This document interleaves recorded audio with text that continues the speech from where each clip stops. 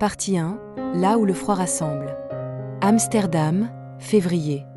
Le vent s'insinuait entre les bâtiments comme une mémoire ancienne venue troubler la ville.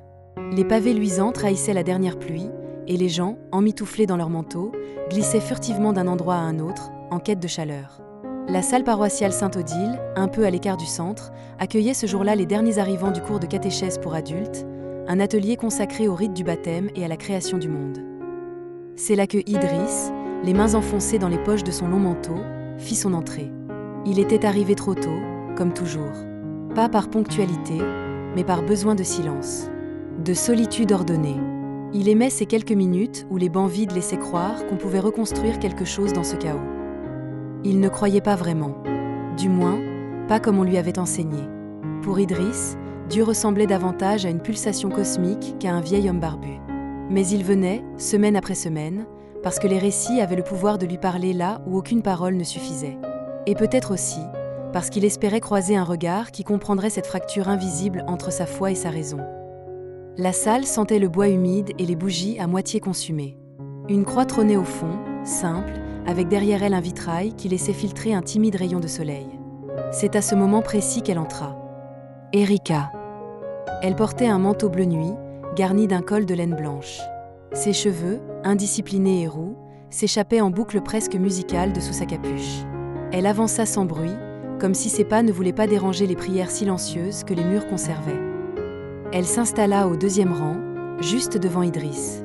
Sortit un carnet fatigué, couvert de collages et de phrases griffonnées. Sur la première page visible, un dessin de l'univers dans une main humaine, avec au centre une étoile souriante. Idriss fronça les sourcils. C'était naïf, et pourtant fascinant.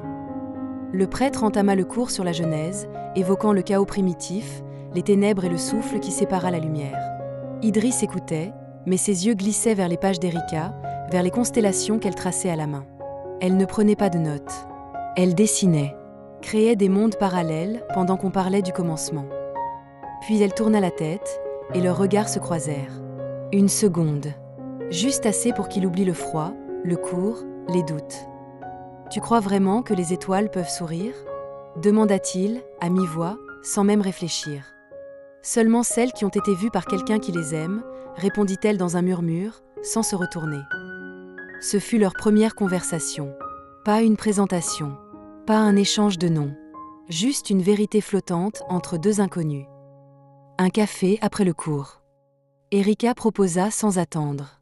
Idriss accepta sans comprendre. Au petit café d'en face, avec vitres embuées et banquettes en velours rouge, ils s'assirent côte à côte. Pas face à face, comme deux voyageurs sur le même train. « Tu viens souvent à ces cours ?» demanda-t-elle, en remuant son chocolat chaud. « Ouais, je cherche quelque chose à comprendre. Et toi ?» ? « Je cherche à me souvenir. » Elle lui raconta comment sa grand-mère, croyante passionnée, lui écrivait des lettres remplies de paraboles. Et comment, après sa mort, elle avait décidé de retrouver les lieux où elle avait parlé de Dieu. Sainte-Odile était le dernier sur la liste.